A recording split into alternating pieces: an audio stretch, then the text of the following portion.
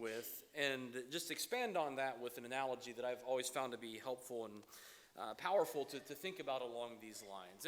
And that idea, for those of you who weren't in the auditorium, is that none of us are worthy of what God has done for us, and there's nothing that we can do to make ourselves worthy of that. We must rely on Him to solve our problems because we can't solve them ourselves. We talked about what Paul says in Romans chapter 5, that it was while we were weak and while we were ungodly and while we were sinners and while we were enemies that Christ died for us. We talked about the life of Paul, that while he was in the middle of doing the very thing that he said disqualified him from being an apostle, that Jesus called him to be an apostle.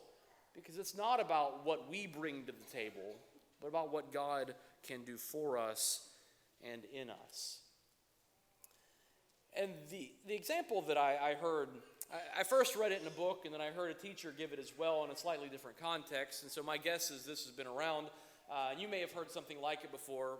For all I can remember, I may have said it here before.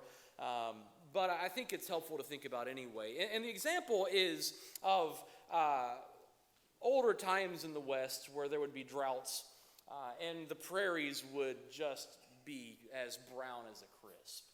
And a fire would be left going, or lightning would strike, or whatever the case may be, and a fire would kick up. And it's not like a forest fire, and those are bad enough. These prairie fires moved at a speed that you could not believe. And the wind would get behind them, and there weren't even trees to slow it down. And if the fire was coming at you, there was nothing that you could possibly do to get away from it. If you tried to outrun it, it would overtake you and you would die. It was so big that if you tried to go around it, it would overtake you and you would die. And all was hopeless. But what they realized is the fire can't burn where it's already been burned. And so they would take a stick from their campfire and they'd light a fire where they stood, a small fire that they could work with. And the ground would burn out around them. And the fire would grow around them, and it would keep burning out. And what they would have is a spot of scorched earth that they could stand on. And when the prairie fire came, it would come to this place, and it would find nothing but scorched earth. The ground had already been burnt. There's nothing left to burn. And the fire went around them, and they were safe. One day, the wrath of God is going to be poured out on the earth. And you cannot outrun it. And you cannot outmaneuver it. And you can't be so good that it won't get you.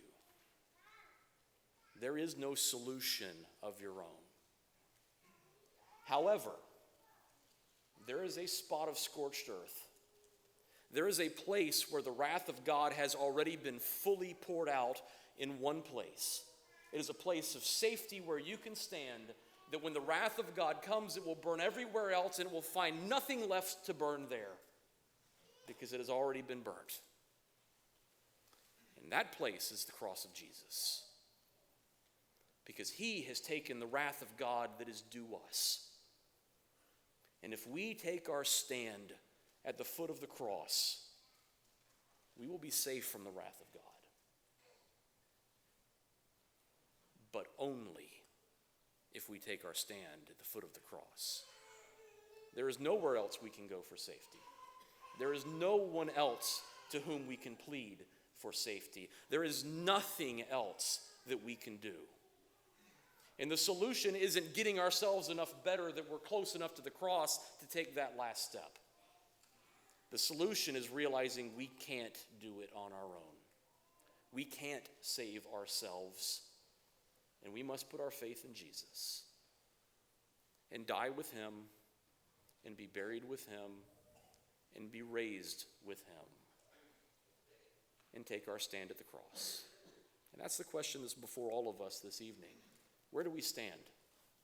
Do we stand on our own merits? Or do we stand on the salvation that Jesus brings? And if there's some way that we can help you this evening experience that salvation or make your life right, or if there's just anything that we can do for you, won't you let that be known as together we stand and sing.